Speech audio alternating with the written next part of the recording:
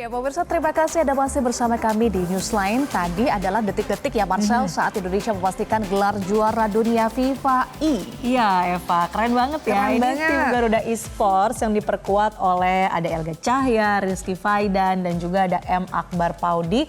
Mereka sukses untuk mengalahkan Brasil di final. Betul. Ini kita lihat pemirsa bahwa prestasi yang sangat membanggakan dari Timnas Indonesia cabang esports karena ini merupakan juara dunia kedua kalinya dari tim Garuda Esports di ajang FIFA I tahun ini. Kali ini pemirsa Timnas Indonesia juara di kategori konsol untuk game e-football. Langsung saja kita pengen tahu ya apa sih yang menjadi kunci kemenangan dari Timnas Esports Indonesia. Kita akan berbincang bersama dengan Putra Sutopo selaku manajer Timnas Indonesia Esports. Selamat sore Bang Putra. Selamat sore.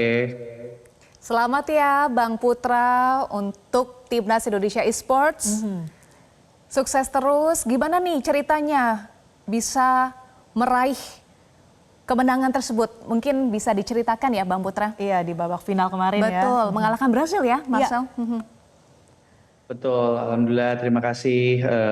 Jadi kalau ditanya alasannya kenapa, mungkin karena alhamdulillah kita di kerjasama dengan PSSI memberikan fasilitas yang cukup baik untuk persiapan kompetisinya.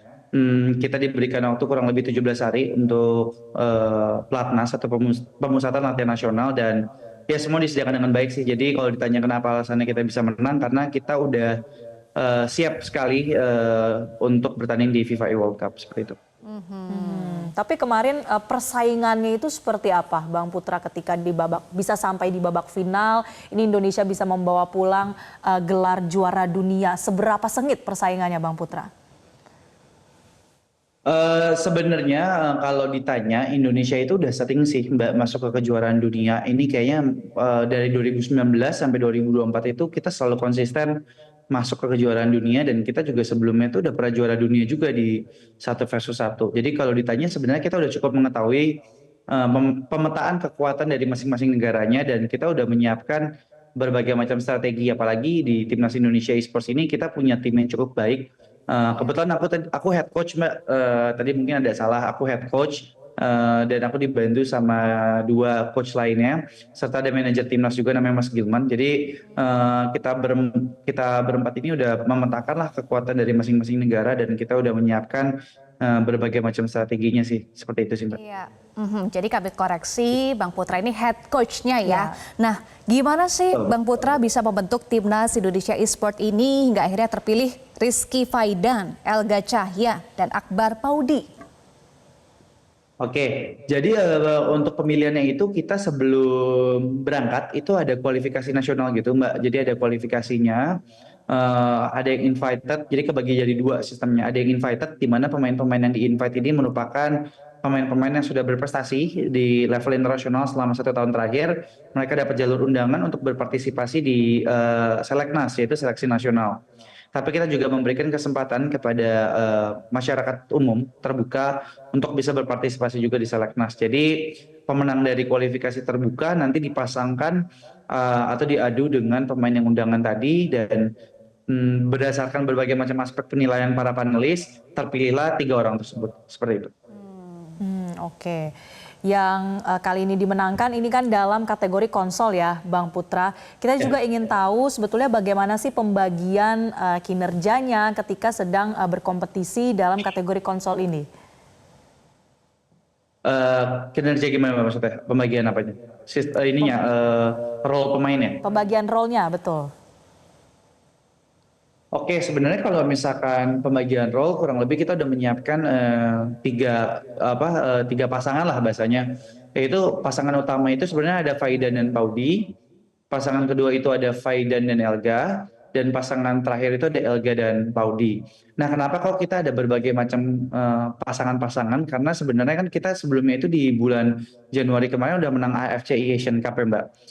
Jadi kita ini harus bisa strategi lain lah, karena kita udah pasti dibaca. Nah, pembagian role-nya sih seperti itu sih Mbak. Kalau misalkan pasangan Faidan dan Paudi tidak masuk atau tiba-tiba jalannya gameplaynya tidak sesuai, maka diganti dengan pasangan Faidan dan Elga. Jadi kita pembagian role-nya seperti itu sih Mbak, gitu-gitu. Itu role-nya ya hingga bisa mencapai kemenangan meraih gelar di Piala Dunia FIFA I. Nah, kunci kemenangannya apa nih Bang Putra? Kalau dibilang kenapa kita bisa konsisten lah ya, konsisten di FIFA I itu karena kita selalu dari tim kepelatihan itu punya prinsip apapun yang udah kita pokoknya di babak turnamen itu kita nggak perlu mikirin apa-apa lah Mbak, nggak perlu mikirin hasil, nggak perlu mikirin apa, kita cuma pengen pemain ini nggak kayak punya pressure yang berat. Kita pengen pemain itu enjoy, pemain itu bisa mengeluarkan gameplay terbaiknya. Jadi para pelatih atau jajaran pelatih ini menjaga moodnya mereka, terus menjaga pikiran mereka biar nggak terlalu overconfident, tapi juga nggak terlalu misalkan nervous. Jadi kita menyeimbangkan semuanya aja sih Mbak. Itu mungkin kuncinya kita sih, dan mungkin kita selalu punya ritual sebelum pertandingan itu kalau bisa dilihat kan kita selalu pelukan bareng ya Mbak, pelukan bareng terus megang bendera gitu ya. Itu tuh kita di situ ngasih motivasi, doa. Pokoknya kita selalu diiringin sama doa sih Mbak, mau lagi kalah, mau lagi menang, atau dalam situasi apapun itu kita selalu doa bareng-bareng. Mungkin itu kali ya salah satu kuncinya juga kali ya. Nah, supaya bisa bermain lepas tanpa pressure, apa sih yang bisa sampai di situ gitu, bisa bermain lepas? Jadi kuncinya sebenarnya kalau dari saya dan jajaran tim kepelatihan kan sudah cukup mengenal satu sama lain atlet-atletnya Mbak.